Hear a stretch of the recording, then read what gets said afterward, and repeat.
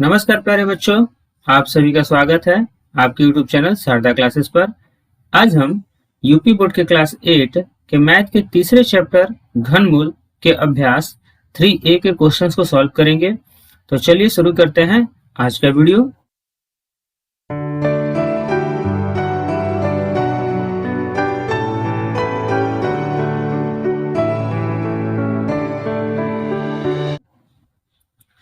पहला क्वेश्चन है, निम्नलिखित संख्याओं के घन ज्ञात कीजिए। अब हमें यहाँ कुछ संख्याएं दिए गए हैं और इनका हमें घन ज्ञात। तो सबसे पहले हम यहाँ यह जानेंगे कि घन किसे कहते हैं। घन यदि किसी संख्या को हम उसी संख्या में लगातार 3 बार गुना करते हैं तो जो गुणनफल प्राप्त होता है उसे उस संख्या का घन कहते हैं। जैसे हमारा पहला क्वेश्चन है 7 और 7 का घन ज्ञात करना है। 7 का घन ज्ञात करना है तो हम इसे लिख सकते हैं 7 के पावर 3। ठीक है, इसकी घात क्या है? 3 है। इसका मतलब यह हुआ कि 7 को हमें 3 बार गुना करना होगा। ठीक है, अब जब हम 7 का 3 बार गुना करेंगे तो पहले 7 और 7 का गुना करेंगे तो 7 7 49 प्राप्त होगा और फिर हम इसमें 7 से गुना करेंगे तो जो गुणनफल प्राप्त होगा वही इसका घन होगा। तो गुणनफल 343 होगा। तो 7 का घन 343 हो गया। अगला है 12 का घन। ठीक है, 12 का घन मतलब 12 की घात 3। ठीक है, अब है यहाँ हम 12 को 3 बार गुना करेंगे। 12 गुना 12 गुना 12। अब 12 और 12 को गुना करेंगे तो 144 होगा और 144 में फिर 12 से गुना करेंगे तो यह 1728 होगा। ठीक है, अगला है 17 का घन। तो हम इसे लिख सकते हैं 17 की पावर 3 और यहाँ 17 को हम 3 बार गुना करेंगे। 17 गुना 17 गुना 17 और जब इसे गुना करेंगे तो यह हमें 4913 के रूप में प्राप्त होगा। ठीक है, अगला है 19 का घन। तो इसे हम 19 के पावर 3 बराबर 19 गुना 19 गुना 19 के रूप में लिख सकते हैं। ठीक है, और जब हम 19 का गुना करेंगे 3 बार तो यह 6859 के रूप में प्राप्त होगा। ठीक है, अगला है 21 का घन। तो हम इसे लिखेंगे 21 के पावर 3 बराबर 21 गुना 21 गुना 21। ठीक है, अब हम पहले 21 और 21 को गुना करेंगे तो यह 441 होता है और जब 441 में हम 21 से गुना करेंगे तो यह 9261 के रूप में प्राप्त होगा। ठीक है, अब अगला है 100। अब हमें 100 का घन ज्ञात करना है। ठीक है, तो हम इसे लिख सकते हैं 100 की घात 3 बराबर 100 गुना 100 गुना 100। अब देखिए जिसमें शून्य बार बार आए और शून्य के बाद कोई अंक ना हो, जैसे इकाई की तरफ से शून्य लगातार है और इसके इकाई पर कोई अंक नहीं है, तो जब हम इसका गुना करेंगे तो जैसे यहाँ 2 बार शून्य है, यहाँ 2 बार शून्य है और यहाँ 2 बार शून्य है, तो इन सभी शून्यों को हम गिनकर लगातार 6 बार शून्य लिख लेंगे। ठीक है, यह 6 बार शून्य हो गया और यहाँ जो अंक है उसका हम गुना करते हैं तो यहाँ 1 है तो 1 का गुना 1 में करेंगे तो 1 होगा और फिर उसमें 1 से गुना करेंगे तो 1 ही होगा। तो इस प्रकार 100 का घन हमें 10 लाख के रूप में प्राप्त होगा। ठीक है, अब हम क्वेश्चन नंबर 2 को देखेंगे।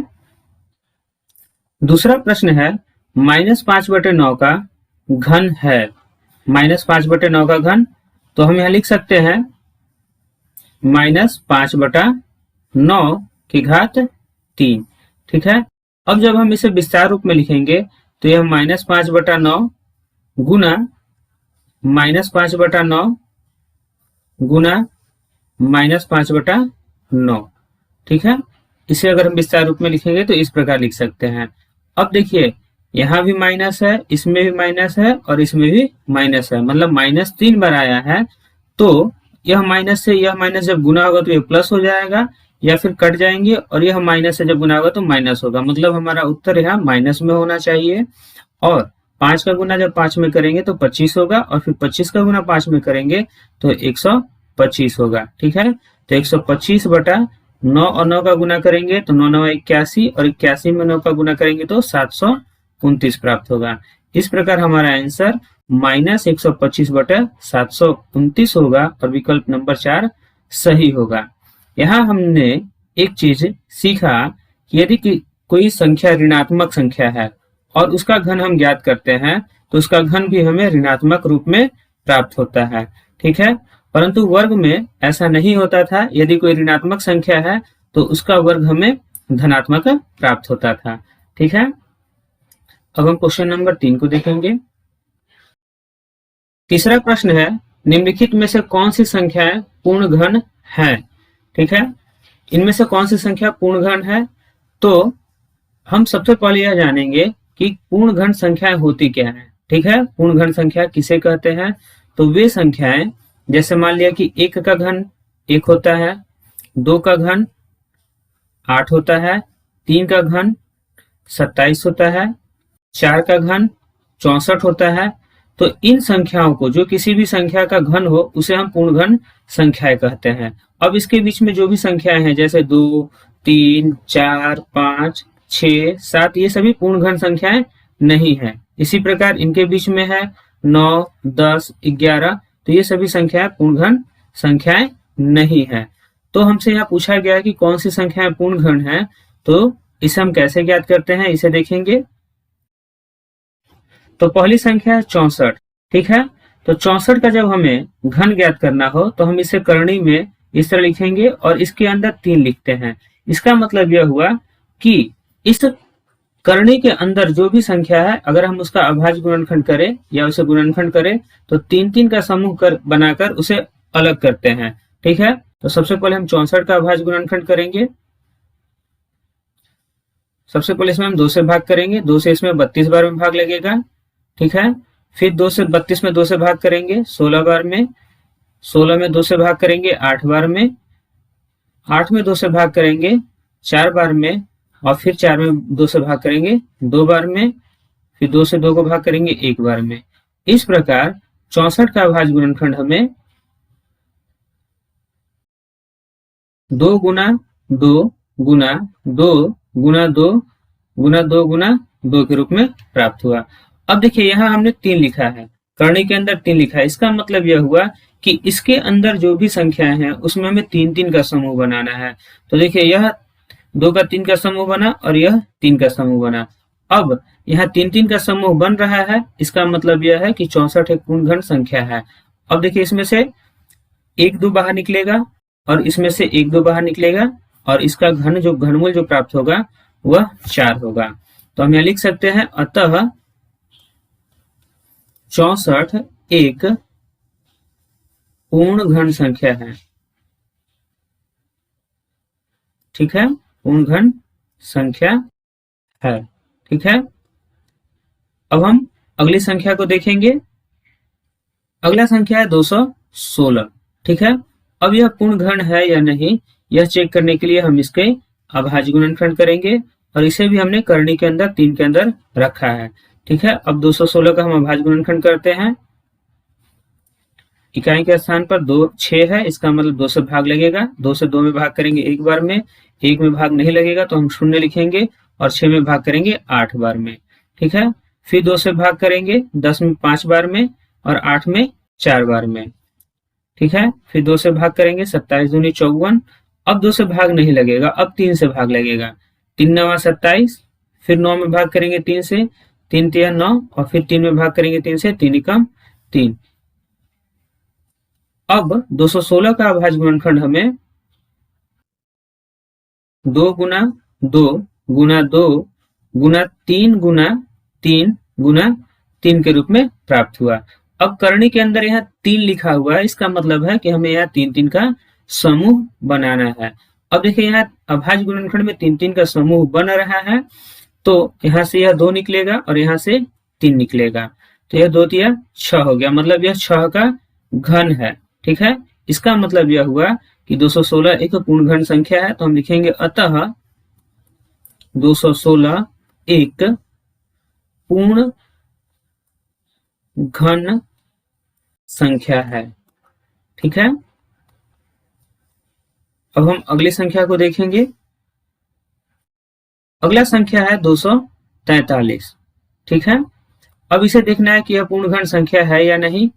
तो हम 243 का भाज्य गुणनखंड करते हैं। सबसे पहले हम 2 से चेक करेंगे कि क्या इसमें 2 से भाग लगेगा। तो देखिए इकाई के स्थान पर 3 है, इसका मतलब इसमें 2 से भाग नहीं लगेगा। अब 2 के बाद अगली अभाज्य संख्या है 3। तो अब यह देखेंगे कि क्या इसमें 3 से भाग लगेगा। तो देखिए अंकों का योग 4 3 7 2 9 है, इसका मतलब इसमें 3 से भाग लगेगा। 3 से सबसे पहले 24 में भाग करेंगे 8 बार में। अब 3 बचा तो 3 में भाग करेंगे 1 बार में। ठीक है, अब 81 में 3 से भाग करेंगे। 3 दूनी 6, 3 सत्ते 21, 27 दिया 81। फिर 27 में 3 से भाग करेंगे, 3 नवा 27। फिर 9 में 3 से भाग करेंगे, 3 तिया 9, और फिर 3 से 3 में भाग करेंगे 1 बार में। ठीक है, इस प्रकार 243 का भाज्य गुणनखंड हमें 3 गुना 3 गुना 3 गुना 3 गुना 3 के रूप में प्राप्त होगा। अब देखिए जब हम यहाँ 3 का समूह बना रहे हैं तो इन दोनों के साथ एक 3 और होता तो यह 3 का समूह बनता। तो यह 3 का समूह नहीं बन रहा है, तो हम यहाँ लिखेंगे, तो हम लिखेंगे चूंकि 243 के अभाज्य गुणनखंड में के अभाज्य गुणनखंड में 3 का त्रिक नहीं है। ठीक है, 3 का त्रिक नहीं है, मतलब 3 का समूह नहीं है, इसलिए 243 एक पूर्ण घन संख्या नहीं है, एक पूर्ण घन संख्या नहीं है। ठीक है, यही हमारा आंसर होगा। अब हम अगली संख्या को देखेंगे। अगली संख्या है 900। अब हम 900 का अभाज्य गुणनखंड करते हैं। जब हम 900 का अभाज्य गुणनखंड करेंगे तो इसमें सबसे पहले हम 2 से भाग करेंगे, क्योंकि इकाई के स्थान पर 0 है, 2 से भाग लगेगा। 9 में भाग करेंगे, 2 चौके 8। अब 9 में से 8 घटेगा, 1 से बचेगा, 1 और 0 मिलकर होगा 10, 2 बचे 10 और 0। ठीक, फिर 2 से भाग करेंगे, 2 दूनी 4, 2 दूनी 4, 2 पंचे 10। अब 2 से भाग नहीं लगेगा, अब 3 से भाग लगेगा। ठीक है, 3 सत्ते 21, 3 पचे 15। फिर 3 से भाग करेंगे, 25 दिया 75। फिर 5 से भाग करेंगे, 5 पचे 25। फिर 5 से भाग करेंगे, 5 एकम 5। इस प्रकार 900 का अभाज्य गुणनखंड हमें 2 गुना 2 गुना 3 गुना 3 गुना 5 गुना 5 के रूप में प्राप्त हो रहा है। मतलब देखिए यहाँ ना तो 2 का त्रिक है, न ही 3 का त्रिक है, और न ही 5 का त्रिक है। तो हम लिखेंगे चूंकि 900 के अभाज्य गुणनखंड में 900 के अभाज्य गुणनखंड में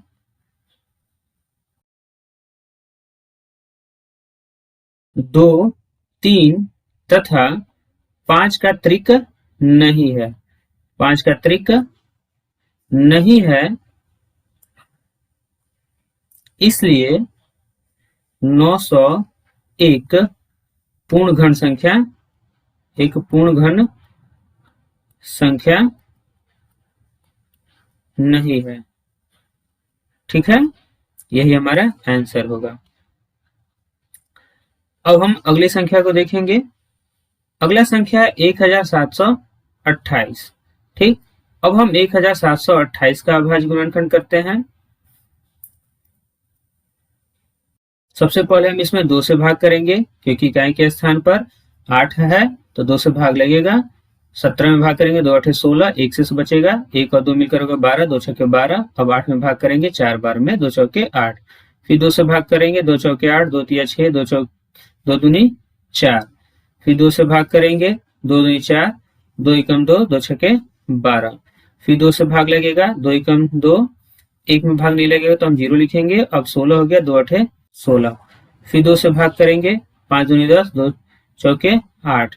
फिर 2 से भाग करेंगे, 27 दूनी 54। फिर 3 से भाग करेंगे, 3 नवा 27। फिर 3 से भाग करेंगे, 3 तिया 9, और फिर 3 से भाग करेंगे, 3 एकम 3। ठीक है, इस प्रकार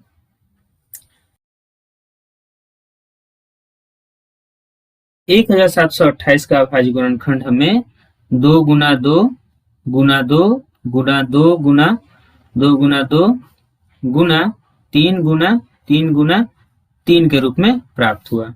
अब देखिए यहाँ 2 का त्रिक बन रहा है, इस 2 का भी त्रिक बन रहा है और यहाँ 3 का भी त्रिक बन रहा है। अब इन दोनों में से यहाँ 2 गुना 3 के रूप में बाहर आएगा और यह 2 दूनी 4 तिया 12, 12 का घन है। तो 1728 एक पूर्ण घन संख्या है, तो हम यहाँ लिखेंगे अतः 1728 एक पूर्ण घन संख्या है। ठीक है,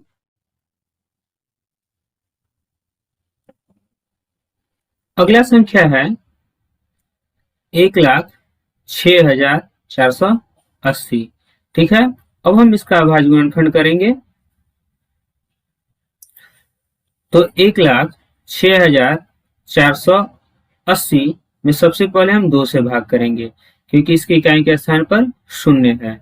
10 में भाग करेंगे 5 बार में, 6 में भाग करेंगे 3 बार में, 4 में भाग करेंगे 2 बार में और 8 में भाग करेंगे 4 बार में। अब 0 में भाग नहीं लगेगा।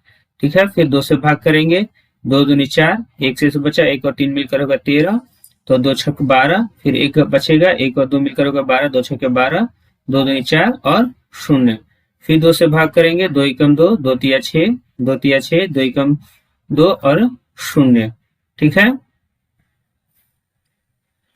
और फिर 2 से भाग करेंगे, 2 छके 12, 1 से बचेगा, 1 और 3 मिलकर 13 हो गए। फिर 6 से भाग लगेगा, 2 छके 12, 1 से बचेगा, 1 और 1 मिलकर हो गया 11, 2 पंचे 10, 1 से बचेगा, 1 और 0 मिलकर हो गया 10, 2 पंचे 10।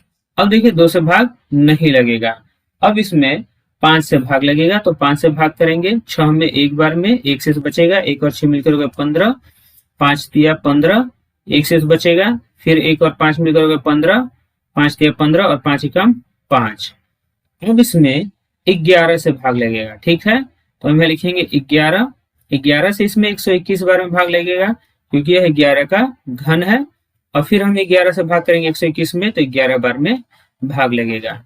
फिर 11 से 11 बार में, 11 में 1 बार में भाग लगेगा। इस प्रकार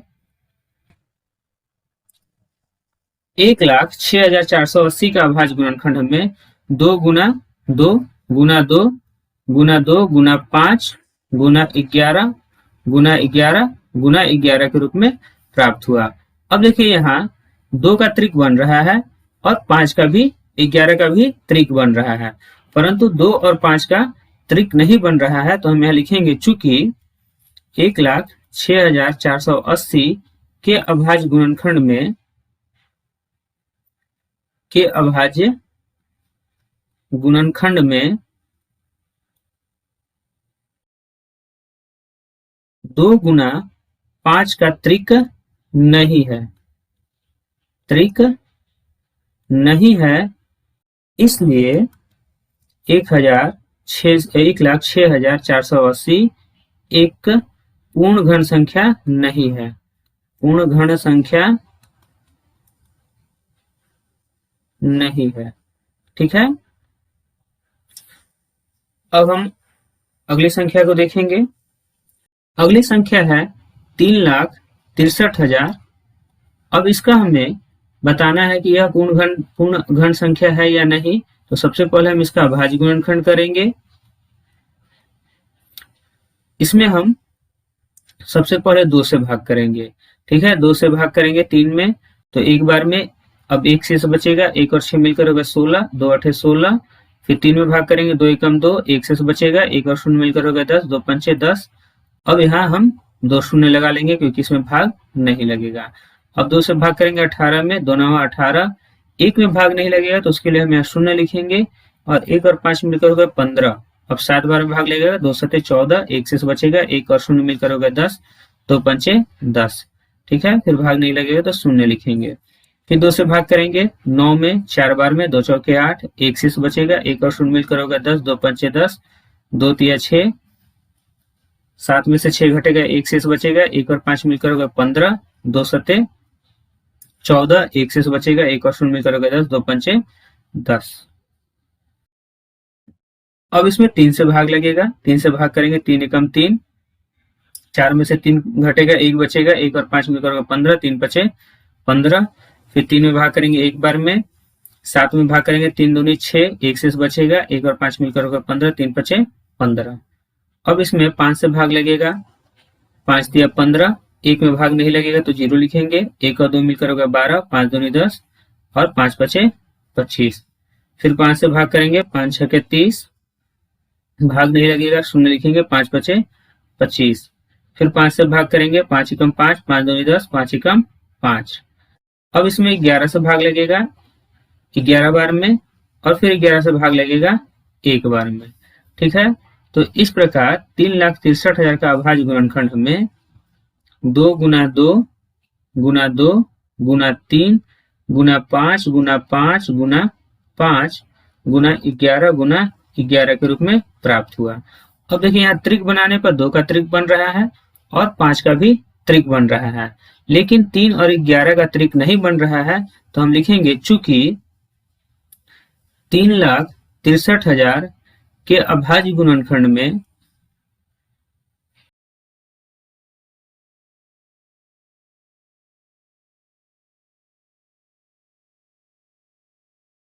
तीन और 11 का त्रिक नहीं है,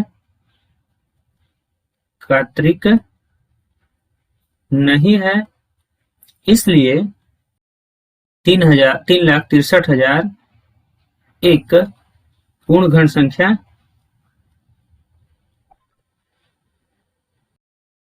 नहीं है। ठीक है, तो इसी के साथ इस अभ्यास के सारे प्रश्न हो गए। अब अगले वीडियो में हम नए अभ्यास के साथ मिलेंगे, तब तक के लिए